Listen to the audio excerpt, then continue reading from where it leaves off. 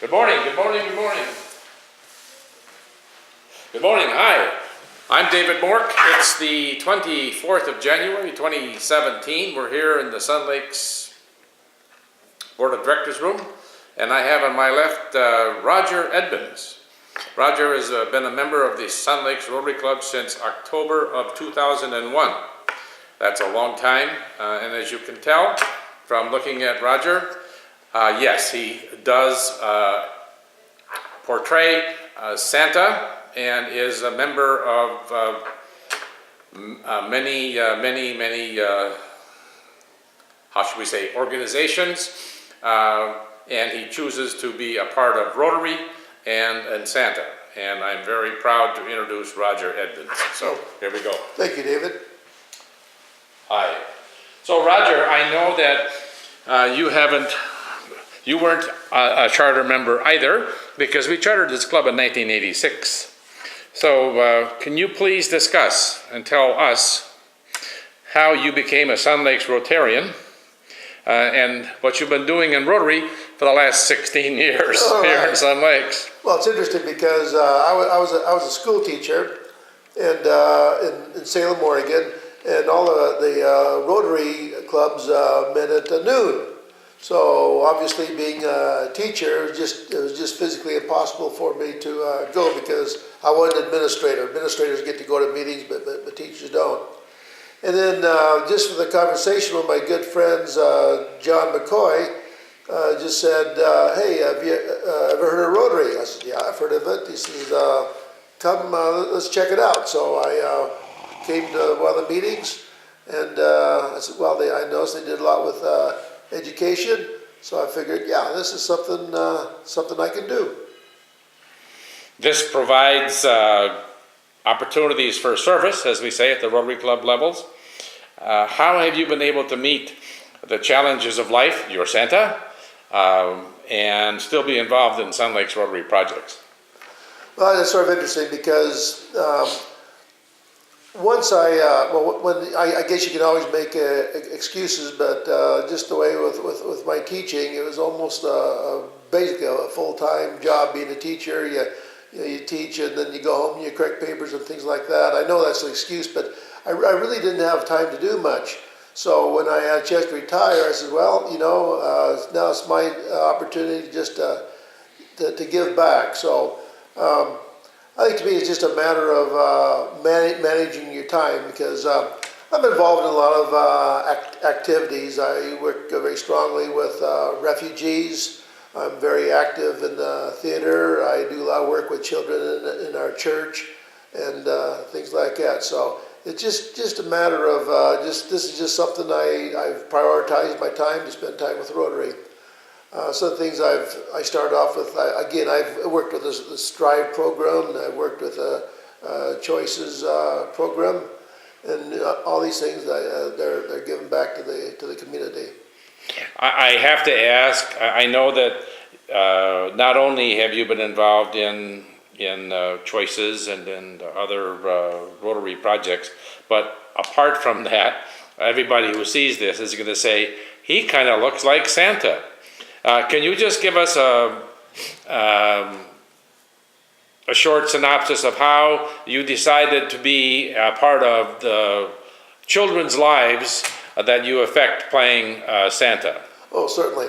When I was teaching, they had a preschool there, and the preschool teacher I do a lot of volunteer during my prep period. I'd go down there and I'd read to the kids. I'd tell them stories. And one time she said, "Would you mind being Santa?" I said, "Oh, I'd love to do that." So at that time, we had just had the fake beard and things like that. So I started doing that in the 80s. And this, by the way, is not fake today. This is the real deal. Yeah. And so what happened one day, I was walking one Christmas season. I was walking by the Chandler Mall, and I was watching this Santa, and I said, "Man, that's not a very good Santa. He just didn't relate to the kids." So, make a long story short, I found out all you had to do was grow a beard. I grew a beard, and I applied to several organizations. And actually, I got offered 2 or 3 different jobs. So I'm this last time I've been Santa at the mall. I also do the zoo lights, and I do individual home visits and things like that. But to me, it's just another way of serving, and I just love to see the joy in children's eyes. I know, I can see direct results of what you've done through our granddaughter and the wonderful letter you wrote to her. It's my pleasure. So I believe you've been a part of this club with being an officer and other type. What roles in the club have you fulfilled in your now almost 16 years? I think I've been sergeant of arms 2 or 3 times, and I've been I guess for almost last 7 or 8 years. I'm one of the song leaders, and I think 1 year I worked on the publicity and things like that. I know that you've done this as part of the Rotary Golf Tournament and other things to do a dinner because you're a gourmet cook. My goodness.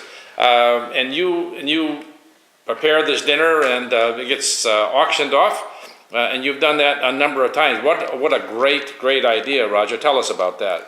Well, like I said, I believe that one of the things I've just always enjoyed cooking my whole life, and I've done a little catering and things like that. And then 1 year, I just thought, let's just see how it goes. So what I do is I just come up with a try to find a special menu, and I cook it, and I go to the person's house and for the Rotarians, and I just I cook them. I think most will agree it's a pretty nice meal that they have. I've been only to one, and it's very hard to get in. You could do this a lot if you had the time. How in your own words, can you describe how you feel and how this club has changed your life, Roger? Because this is, again, as we heard in Morris's comments, that this is your first time being a Rotarian in this club. I'm not sure it's changed my life, but it just sort of I'd say more, it's just given me some opportunities, because I've always just really been a giving and caring person. But one of the ones that I've chosen to do is help out with the Rotary Foundation International.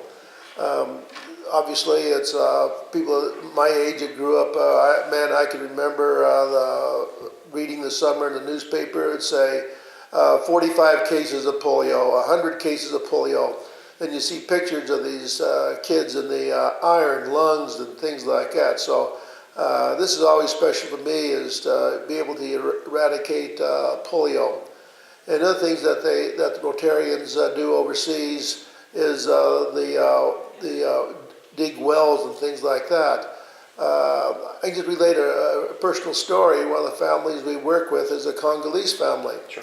And they lived basically on the banks of this river. That was their only source of water. So what they do, this is where they get their water for drinking. That's where they get their water for bathing and things like that. That's the only source of water. And I talked to one of the young men. I says, well, what was the most interesting thing? He says, well, what my job was is that, when the community's out there, there'd be 10, 15, 25, 30, 40 people taking a bath.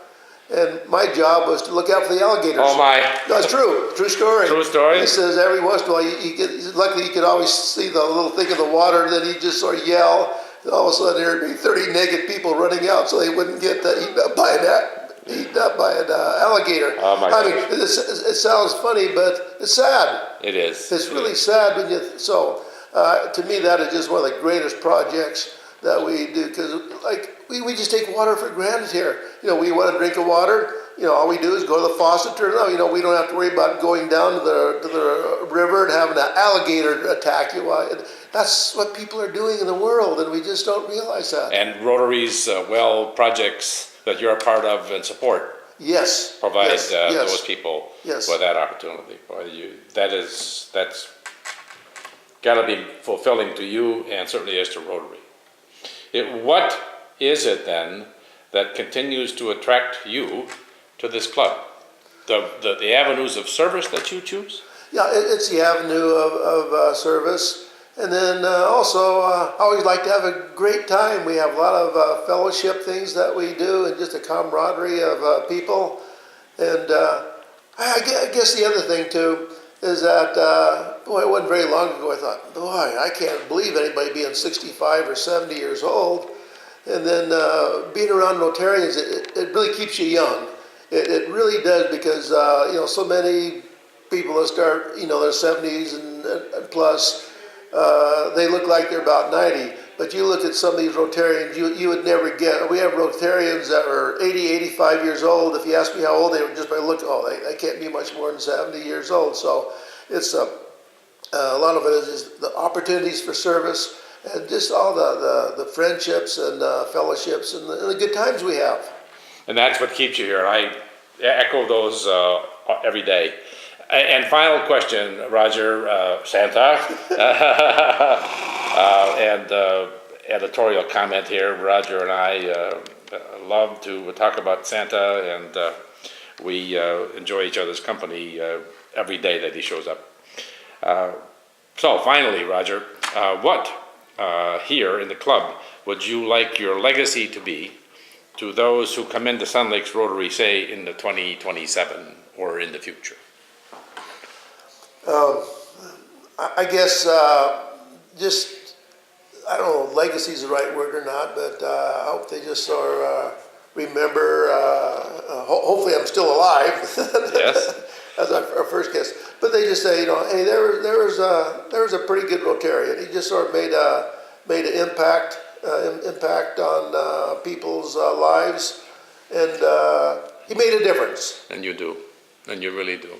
And I appreciate your time, Roger. Thank you very much. Well, you're welcome. My pleasure.